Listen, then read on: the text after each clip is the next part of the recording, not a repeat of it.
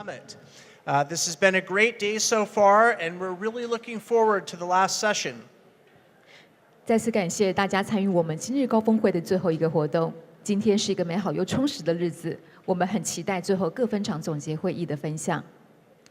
So our last session today will be a recap of everything that took place in the different breakout sessions. I'm sure many of you wished that you could have been in multiple of the breakout sessions. So our goal here is to share the main conclusions of each session so that we can all benefit from the discussions that were had.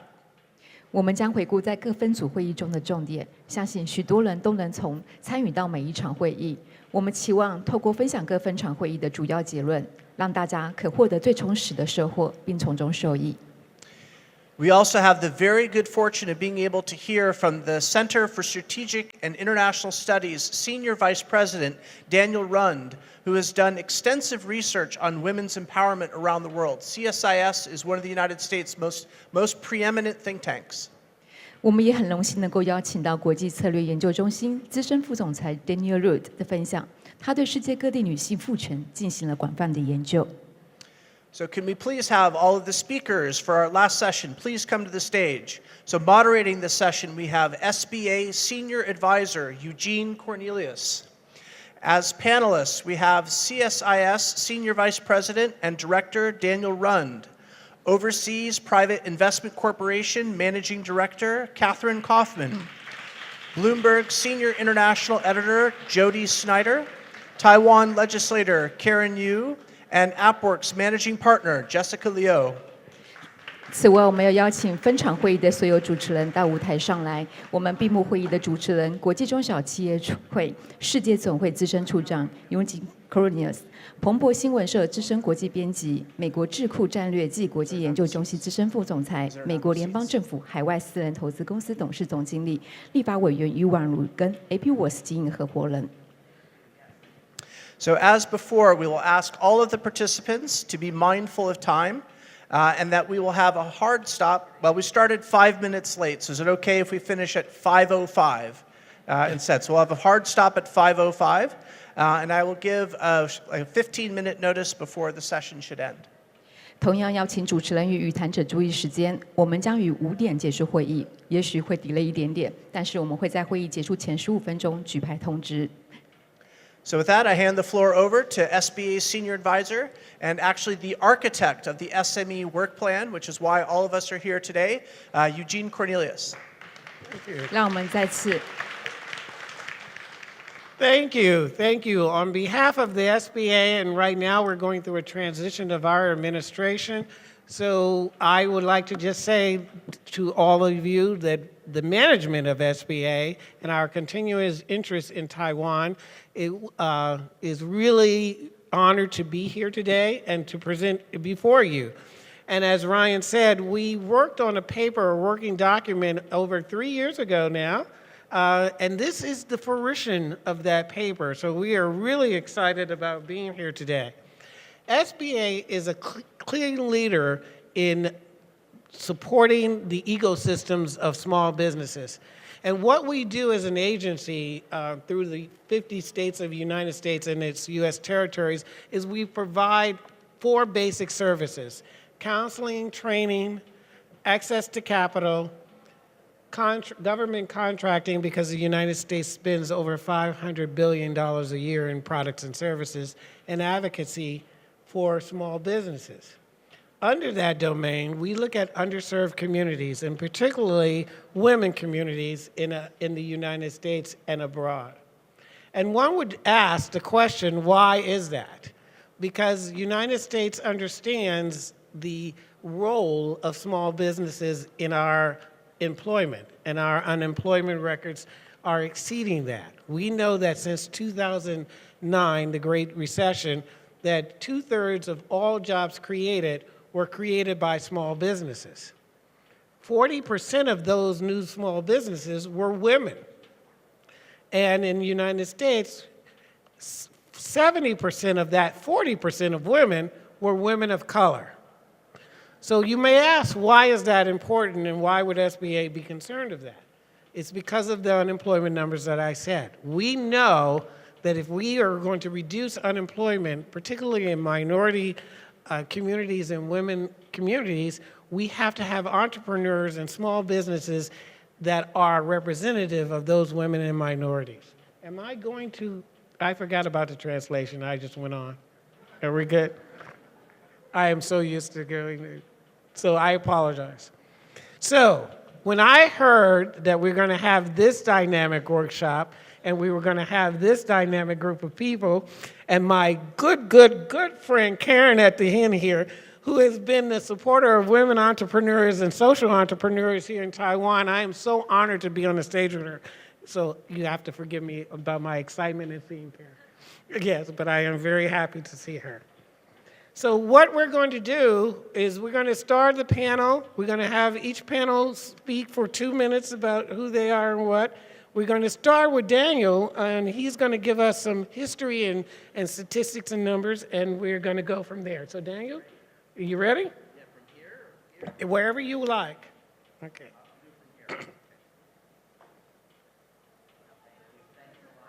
Well, thanks for the technical assistance.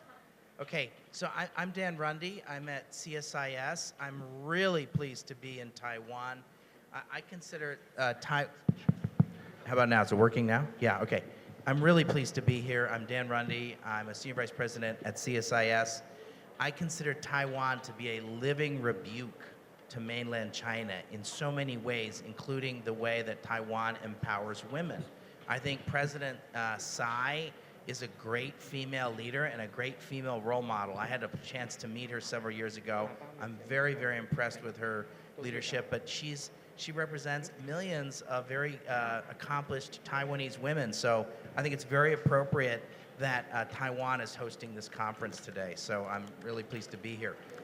We've done a lot of work at CSIS on women's economic empowerment. A couple of years ago, we did a report called A Collective Action Agenda for Women's Economic Empowerment. I also spent, boy, is this microphone's like not, yeah, like right here, like here? Yeah. Wow. And don't move, right? Yeah. What the heck? Okay. I'll just like not move. And okay. So we did a report, a collective action agenda for women's economic empowerment. There are a couple things I wanted to say. One is that when I was at the World Bank Group, one of the things that struck me was the power of research and the power of data. And what was really interesting is when the World Bank would go to a country and say, you know, you have the aspiration of growing at 5 or 7 or 8% because you have a youth bulge, or you want to go from lower income to middle income, or you want to go from middle income to upper income. And they'd say, but you know, you're leaving like 1 or 2 or 3% of economic growth on the table. And to a policymaker, every single policymaker, when that was sort of presented to them, they'd say, well, what are you talking about? What do you mean by that I'm leaving 1 or 2 or 3% annual economic growth on the table? And then the World Bank would show data that said, okay, well, the following laws that you have about property rights or inheritance or permission for that women need permission of their husbands to do X or Y or to get a loan is holding back your economic growth by significant percentages of gross national product. And so that was a way of kind of getting the attention of policymakers who hadn't thought about that women's economic empowerment was about collective economic opportunity. So I think telling the story and having data and telling the story of the economic growth that you're leaving on the table, I think is an important frame for this conversation. And I think that one of the things that's happening, or that it still needs to happen, that hasn't fully happened yet, is that it's great that we're talking about women's economic empowerment as an important thing. The challenge in my mind is how we operationalize women's economic empowerment. And so I'm encouraged by a couple of things. I'm encouraged by the Trump administration's recent executive order that was signed around women in global development that have to do with looking at training and capacity building. It looks at economic financing women's economic empowerment, and dealing with these laws and regulations that I was talking about earlier. So I think the Trump administration has built on several administrations in the United States, Republican and Democrat, on women's economic empowerment. And so I think that this is a bipartisan issue. I think it's great that Taiwan is hosting this. I think, as I said earlier, I think Taiwan, because this is a free society of sort of politically free and socially free and economically free, that it's very appropriate that we're having this conversation here in the heart of Asia, here in Taiwan.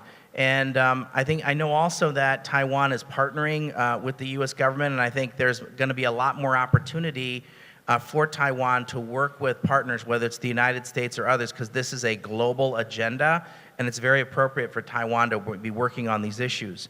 I think, why don't I just stop there, and I'll hand the floor over to the other panelists, okay? Okay, well, we're going to start by, first there was four different groups, I'm sorry. And the first one was managing work-life balance. I don't know if that's possible, but I am dying to hear what happened. Jody Snyder is going to fill us in on that and what was the outcome. Hi, again, I'm Jody Schneider. I'm a senior international editor at Bloomberg. I think it was said well by one of the early panelists, that first panel this morning. She said impossible. So we started from that premise. We took 2 hours to decide why it was impossible to have work-life balance. Actually, we talked a lot about what was possible. And work-life balance, being in balance between all the things in your life at any given point, obviously is just not going to happen. Sometimes your career needs to take precedence. Sometimes you have small children at home. Sometimes you have an elderly parent. There's all kinds of things that go on in your life at all different points. And if you tried to balance them all, you'd go crazy. And that was part of what we discussed, was that sometimes women, particularly women in this part of the world who were brought up in a certain way, strive for perfection, and that will get in your way in terms of rising in your organization and also in terms of to raise healthy families. You can't do all those things. And so you have to prioritize. You also have to decide what you're going to not do. And we talked a lot about how, how important is it that your floor is cleaned? And maybe your partner is actually better at that than you are, and how to give things up so that you can gain more time, to exercise and to sleep and to make sure that you're operating on those cylinders. And again, the whole concept of quality time.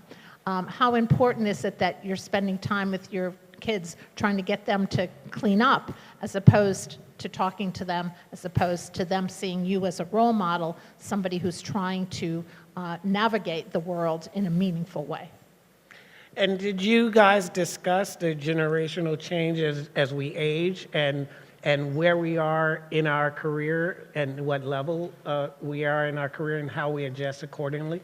Yeah, we did talk some about that. Again, the whole, you can't have it all at the same time, but you might have it all in different kinds of parts of your career, and the ability to work harder or longer at some points, and that was certainly part of our conversation. Great. Well, we'd like to hear more from you.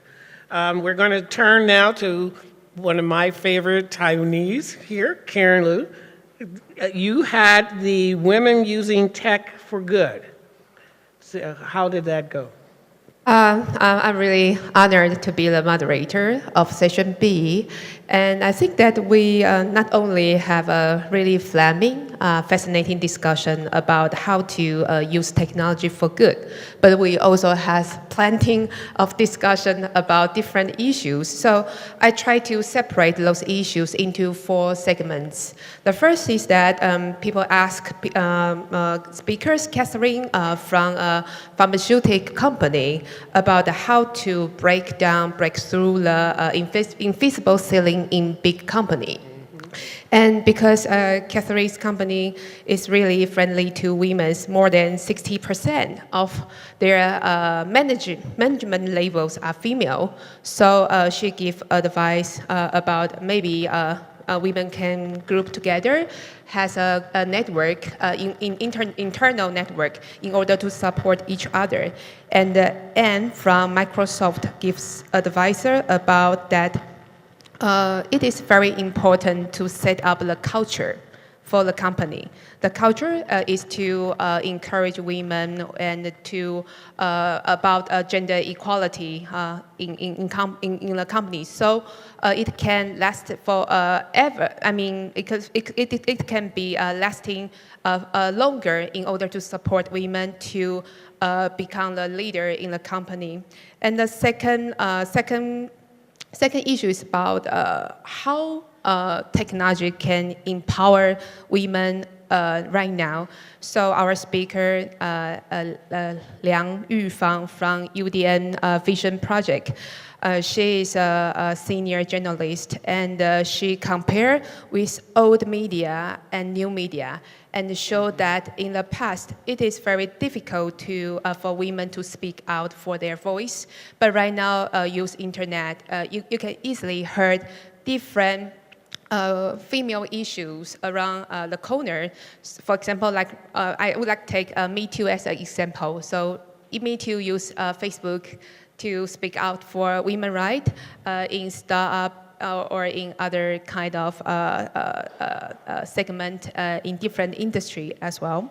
And the third issue is about the cyber violence against the women and girls. Why we mention this issue? Because our speaker, Professor Fang, come from NCCU, and she is very professional about gender equality issues. And she pointed out that with the development of technology, it also brings a bad impact to the society, such as cyber violence against women and girls. So she shows some example and show how we can fight back or use technology in order to overcome the cyber violence and to make more protection for women in different areas. And then the fourth issue is women in technology, which means that we find the idea comes from Anne from Microsoft, because she pointed out that in startup in technology, in technology company, the ratio of female engineers or managers are quite low, which means that if you see in the long term, most of millionaires maybe come from high technology companies, which means that there is a lacking of equality, gender equality in distribution of wealth in the technology company.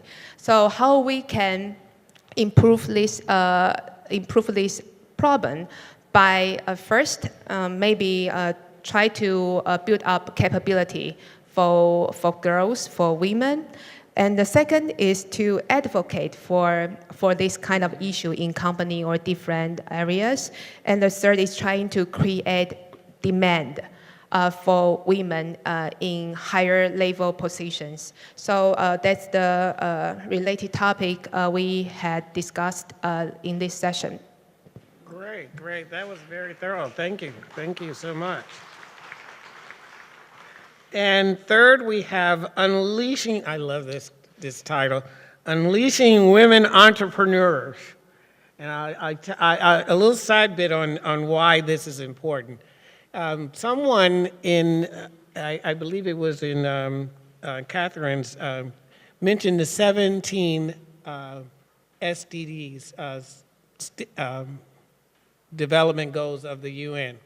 And one of them is predicated on the fact, well, 8 of them are predicated on the fact that in the next 15 years, we're going to need an average of 45 million new jobs each year. And as I said earlier, 40% of the United States entrepreneurs are women developing, and they're hiring other women. So this is very important to me. So I'm dying to hear from Jessica Liu here, what came out of your topic and where are we going to go with hiring these women? Okay.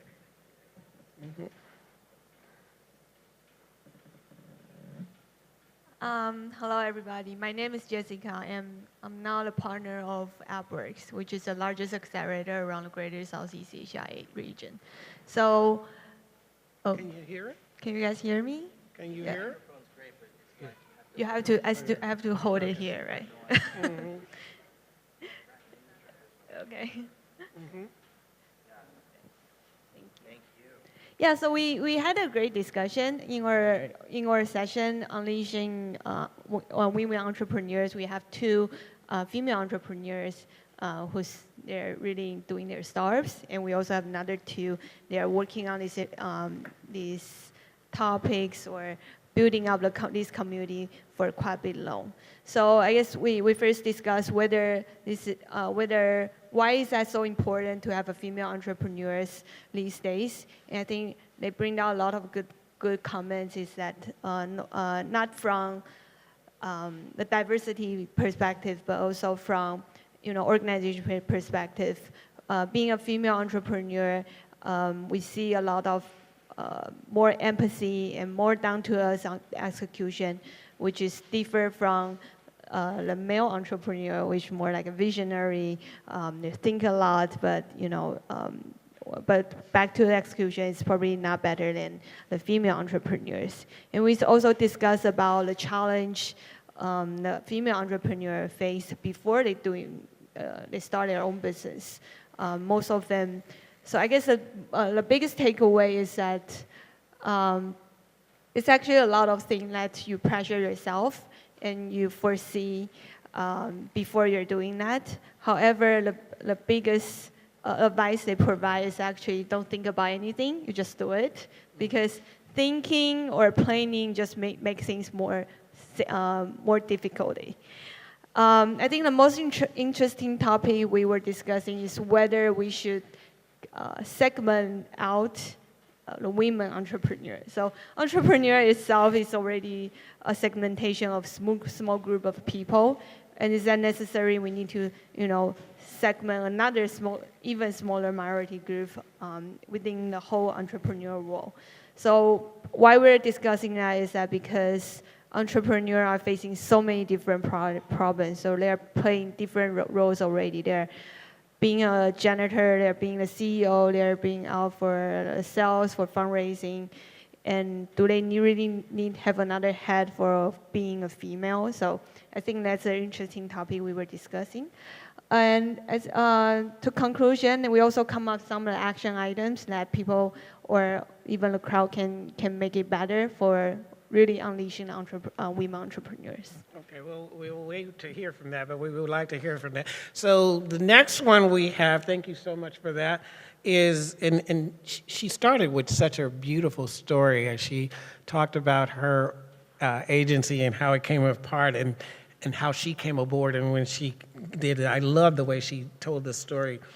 Catherine, I wish I had time for you to do it again, but it was very well done. I thought that was really done.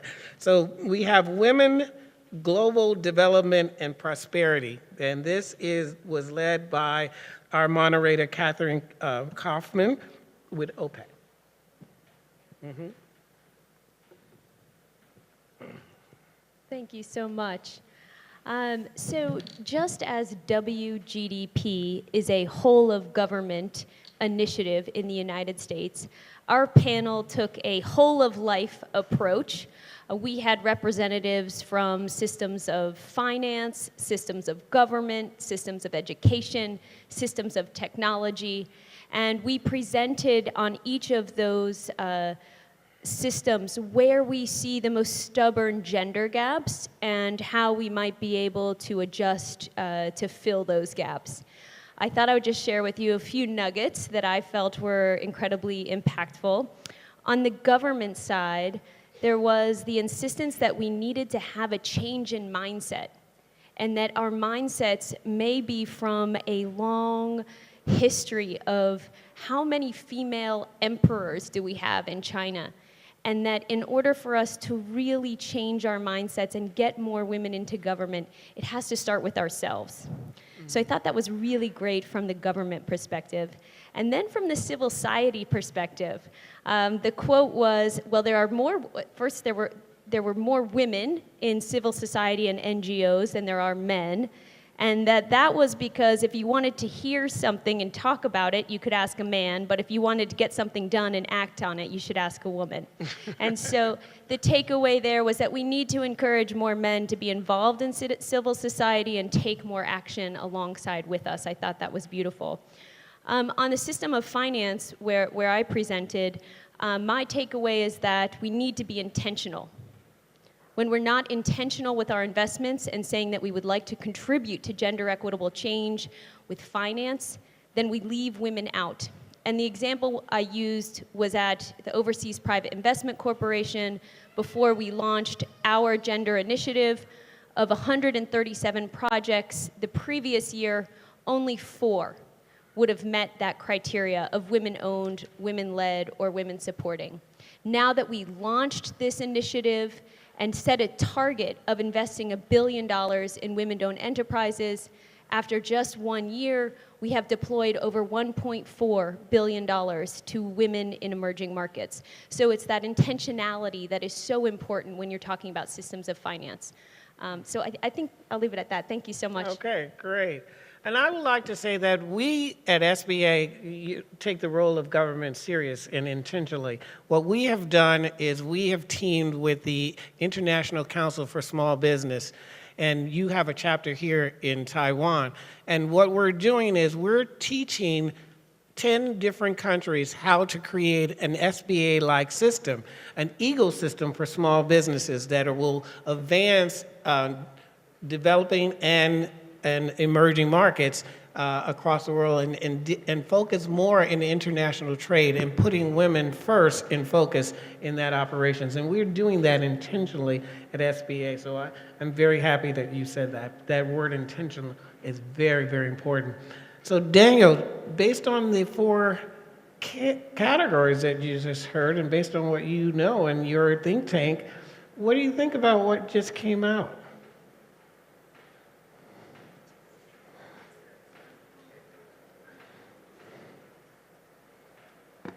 I think a couple of things. One is that we need to be intentional. We need to have goals. We need to be able to measure progress. And we need to have the collaboration of men. Those would be sort of 3 things as I was listening to this. And I think the final thing I'd say is we're gonna make progress, but it's not gonna be perfect. And I think we all have to kind of accept the fact that we're human and that we've got limits and that we're not gonna be able to do it all. So those are just as I listen to this conversation, those are the things that I take away from it.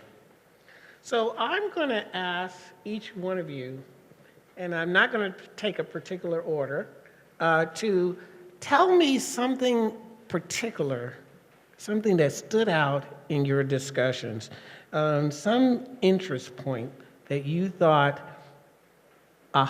was the aha moment of your workshop. And if you can, we'll start this way, or did we start this way last time? No, we'll start this way, yes, and then we'll go this way. Okay, all right. Yep. Okay. It's probably not a hard thing, but I think it's more critical thing that really need to be bring out. So we actually discussed the action item. I mentioned that all the people or whoever they can do and want to make it as a woman entrepreneur better. I think it's about funding. So the research showed that less than 2% of seed fund goes to the woman-funded startups. I think. Can you say that again? Less than 2% of seed fund. Less than 2%. That goes to the woman-funded startups. And I think that's a huge issue we need to solve. And it's not about you particularly choose women to fund it, but it's more like you have to open your pipeline and open your eyes and to find out this more talented women that around the world doing the startups and help them to scale a better business. Okay, great, thank you. Catherine. Okay, I'm going to follow that with another slice of data. So women are getting less than 2% of venture capital, and yet when we invest $1 in a woman-owned enterprise, she generates 78 cents of revenue, and when we invest $1 in a male-owned enterprise, he generates closer to 40 cents in revenue. So if you told anyone in VC or private equity that you could double the revenue generated on a dollar invested if you'd used this one technique, do you think that they would be jumping at it to understand what that technique could be? But then when you let them know that it has to do with power dynamics and they may have to give up theirs, they're not so eager to do that. So that goes back to the takeaway in our session, which was from a great panelist we had from Facebook, who noted that they had tried to be intentional about changing leadership structures in their organization, and by doing so from, I believe it was 2014, they had 31% women in female leadership, and then 2017, they had 36%. It's not exactly earth-shattering. And so I want to suggest one piece for all the enterprises out there that believe that gender equality and an equitable workplace is actually good for business. There is something called EDGE certification.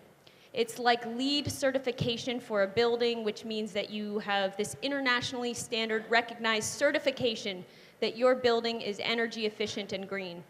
You can get the same type of internationally recognized certification for a gender equitable workplace. Again, this is not giving a woman a leg up, it's literally looking for an equitable, level playing field. OPIC, when we announced our women's initiative, I presented it to our board. And it just so happened that that 16-person board was all male. There was one woman who was rolling off, and that just didn't sit well with me. So we tried to flip that mirror on ourselves. If we were going to ask companies in Guatemala to have a 30% female board representation, we were going to have to do better ourselves. So we have committed to becoming the very first US government agency to be EDGE certified.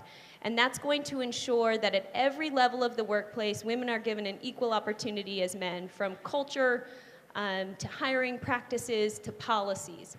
So I think that's a great tangible takeaway that you can really improve your enterprise and make sure that it's an equitable place. You know, that was great. I think that we have to, I want to go back to something Daniel said relating to that, and that is we as men have a role to play. When I took office in SBA, 68 offices, 90 offices if you count the branch offices, across the United States and US territory, I noticed that 90% of my senior manager, my district directors, were men. This was in 2009. 2009, 90% of my workforce was men. Now, 40% of my workforce is women. And I had to change that. And I had to deliberately do that. No, I didn't hire unqualified women. I hired extremely qualified women, but it was a conscious effort on my part because I could not deal with the fact as a minority that I didn't see women in my workplace. So it's very important. So you're right. I'm gonna certify my agency. Yes. Yes. Okay. So let's go on down the line. Pass the mic. Okay. Jody. Yeah. So one of the takeaways that we had was also around male allies, and male allies being in our own homes as well. That you destigmatize sort of some of these issues when you talk about men being involved as well. Work-life balance has been largely viewed as a gender issue. How do women balance this? How do you balance your raising children with working? And when you say this is not a women's issue, that other people need to figure out how to, the other half of the population needs to figure out how to do this as well. And if you're going to raise healthy families and you're going to have healthy economies and you're going to have healthy economies in your own households, you need to figure this out, and it needs to be a partnership. That changes the conversation. And that should change the conversation in companies and organizations as well when you talk about things like paternity leave and you talk about things like flexible work schedules for men, not just women, that it's not just men, okay, I'll help out, if my wife's out of town. No, you're not helping out. This is your family. These are your kids too. When those and they can be hard conversations, particularly, frankly, in this part of the world where they haven't always been had. But if you start having those conversations, and companies can help drive this, organizations can help drive this by making it a conversation about everybody, about all employees, and at different levels too. This isn't just people who have young children, it's people who might be caring for elderly parents or, who have other challenges in their life. And we're all going to have them at some point, both men and women. And if we change the conversation to things that companies and organizations can help do for everybody, that becomes a much more egalitarian conversation, and it's much more significant and meaningful. And it's economic as well. Right. Well, we noticed that in the United States, and our agency reflects this as well, that when you add flexible hours into your work environment, your productivity goes up. Not down, it goes up. If I give an employee flexible hours, I will get more in a work week from him or her than I would have gotten if they were in the office because of office chatter. It's unbelievable. Just a note And there. people also feel empowered. My organization is giving me the flexibility I actually need, that they're going to work harder. Yeah, yeah. Just a note. So Karen, what? I think my aha moment comes from the presentation from senior journalist Yu Fang, because she reviewed the historical milestone of women's rights in Taiwan. And she reminded me that in the end, policy is the most powerful way to make it real, for gender equality. So, for example, I think most of you maybe know that the ratio of female legislators in Taiwan actually is 38%. I think it's already achieving historically high number.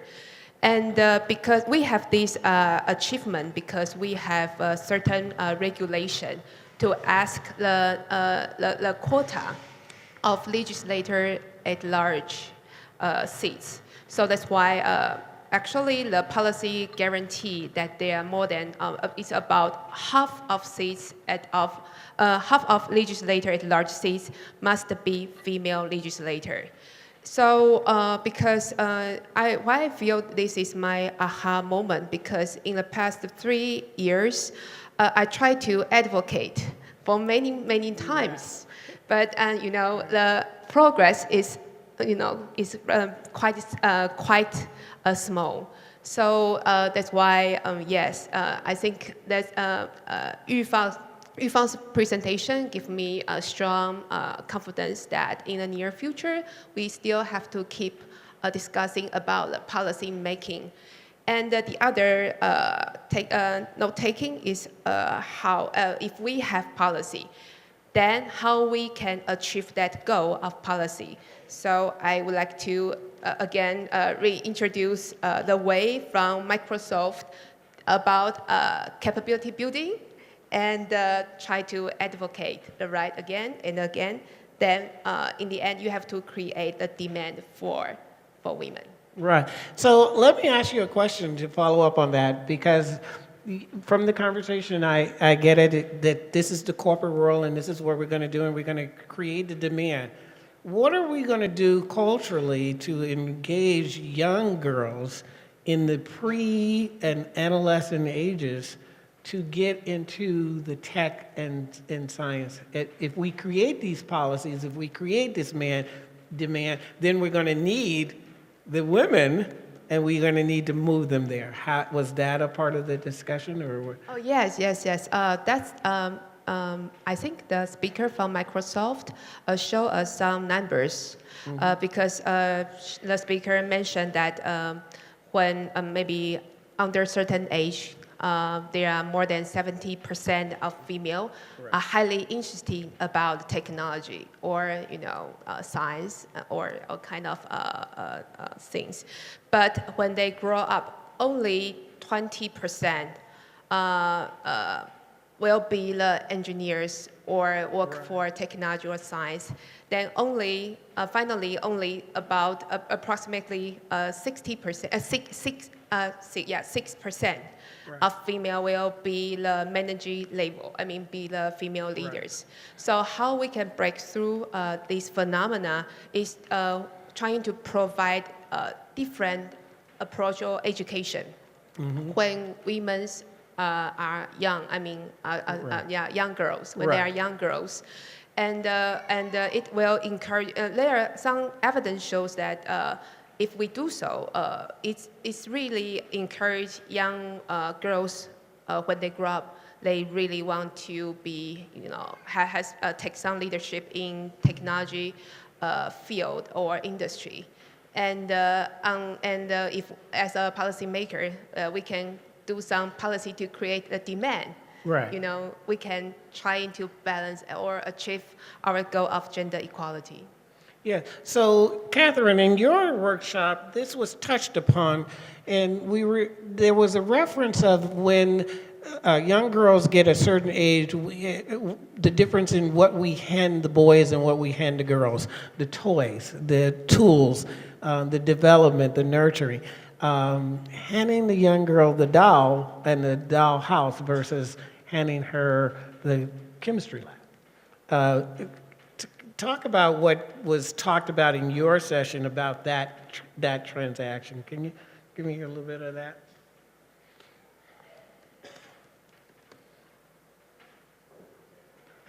I think you summarized it quite nicely. I'm afraid this is not an area of expertise of mine. I strictly focus on finance and using that as a tool. But as you mentioned, there are implicit biases in the way we think about little girls and think about little boys.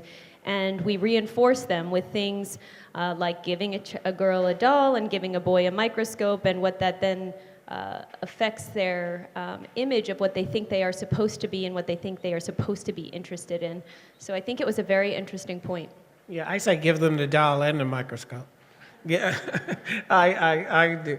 So thank you, guys. I'm going to ask another question, and Daniel, don't think you're going to get out of this. You know I'm going to go here eventually.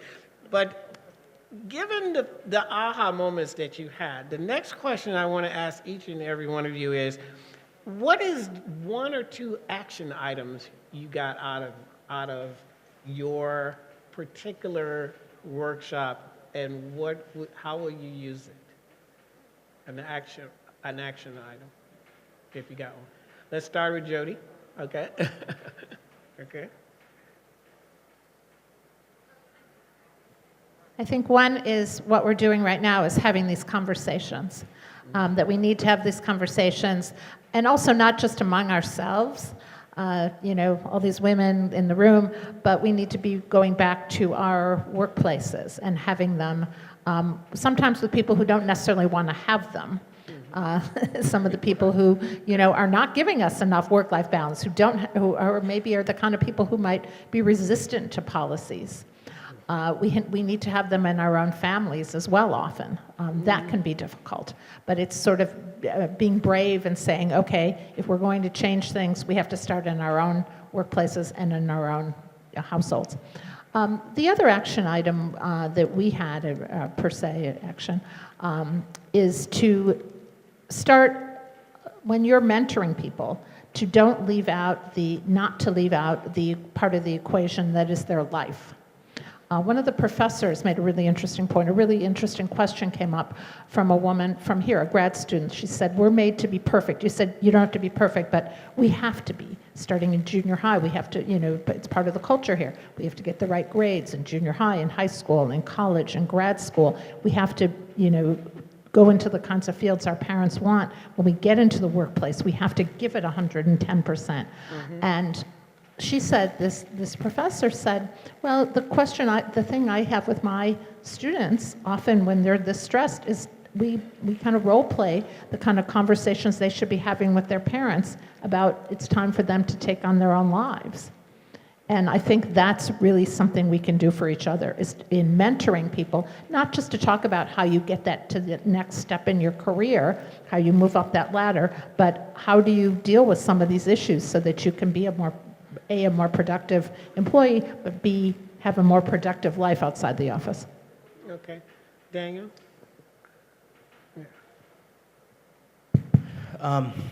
The first thing I'd want to say is the power of data and the power of making this linked to an economic case as opposed to you've got to eat your gender vegetables, if I can put it that way, that you've got to make a business case for this. In addition, or as opposed to like you're going to get whacked with you're going to get punished if you don't do this. So I think we have to have data. We have to link this to a business case, and then we have to have collective action. There's lots of companies that are committed, but really what we need are ecosystems to get the kind of scale that we're going to need to have for the kind of change that we want to see. So, and I agree with that, but I would add a caveat, and I want to hear your think on it. The young lady from Facebook made the statement that we don't have to be perfect and we don't have to be super confident in where we're going when we take a job, but we need to take the seat. We need to take the chair. So if we are doing this systematically and we are doing this, it is beholden on you as the individuals, ladies, to take that seat, to take that courageous moment. I thought the woman from Facebook, when she said that, I don't know if she's still here, that is the takeaway I got from all of this today.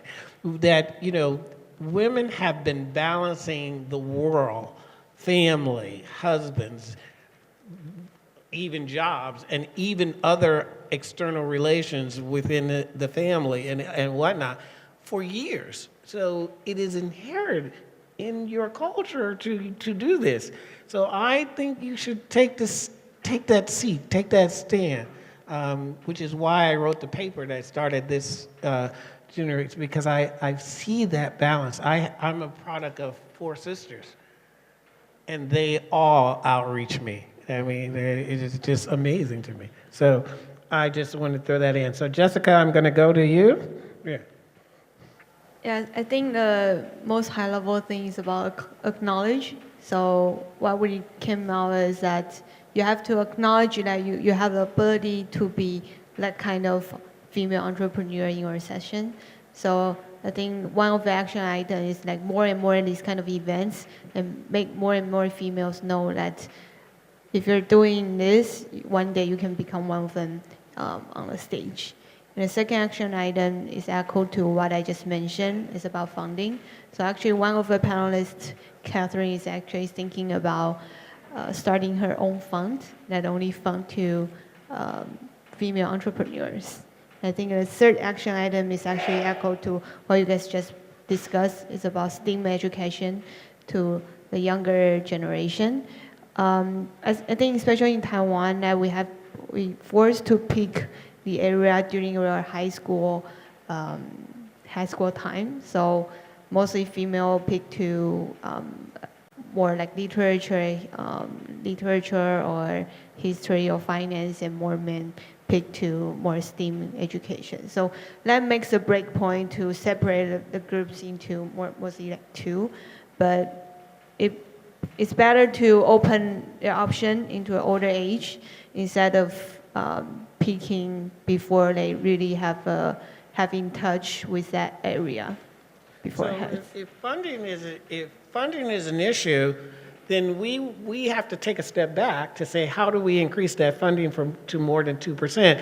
So that means we would have to teach and educate women on advocacy and how to talk to our policymakers and when. So where did that come into the conversation? I think it's 2 different things. So I think more and more like female partners in the venture capital that helps as well, but helping female entrepreneur to really express better on what they're doing, the fantastic problem they're solving, and have their voice out, and have more attention from the media, from the publics, that also help them to get more fundings. Okay, great. All right.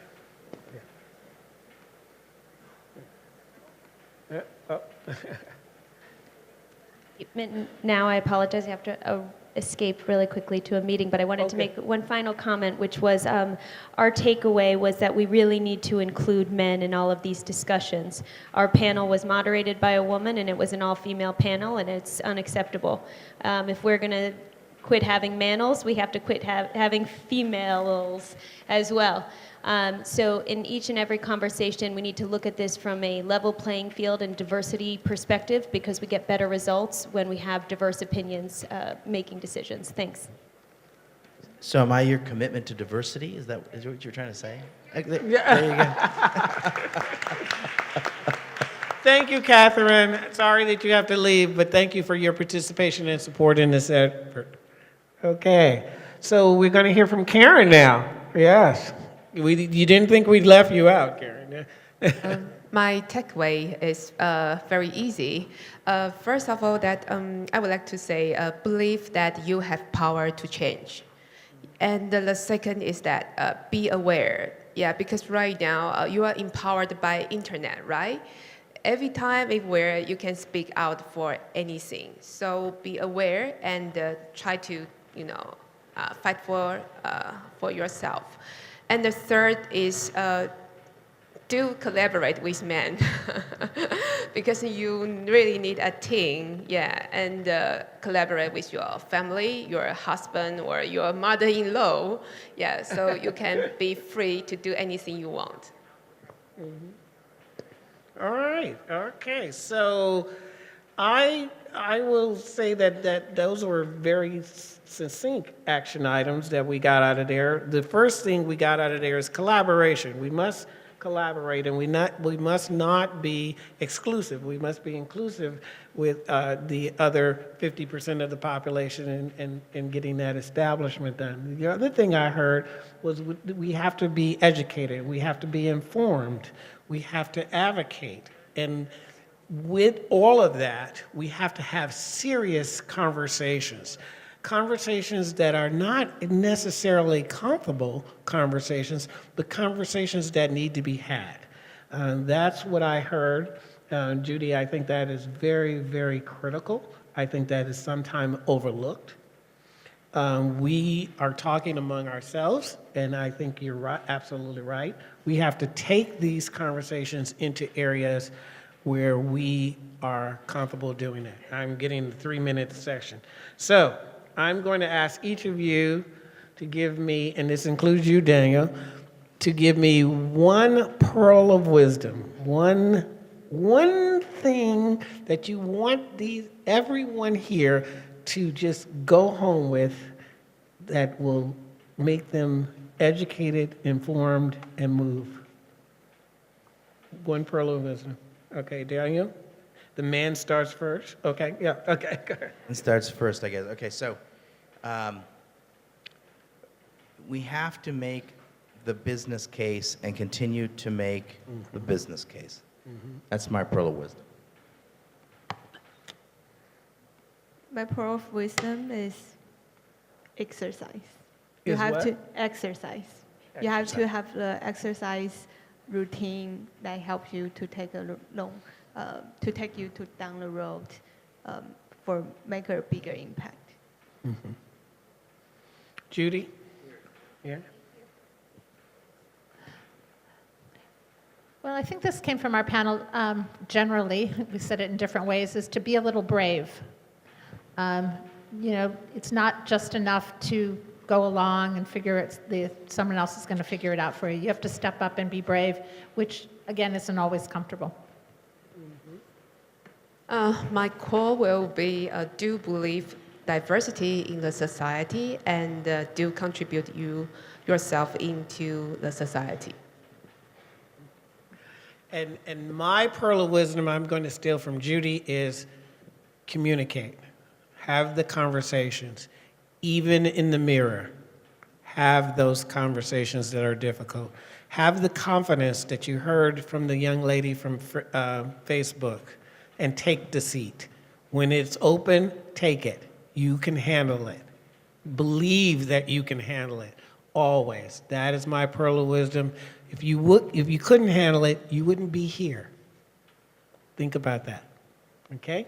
Thank you all. Thank you very much. Let's give a last round of applause to all of the speakers of the closing plenary, as well as all of the speakers of today's summit. We've had incredible speakers, so let's give them all a big round of applause. 让我们再次用最热烈的掌声感谢所有闭幕会议所有与会的贵宾与谈者。So thank you all very much for coming to today's summit. We hope you have enjoyed today and you feel empowered.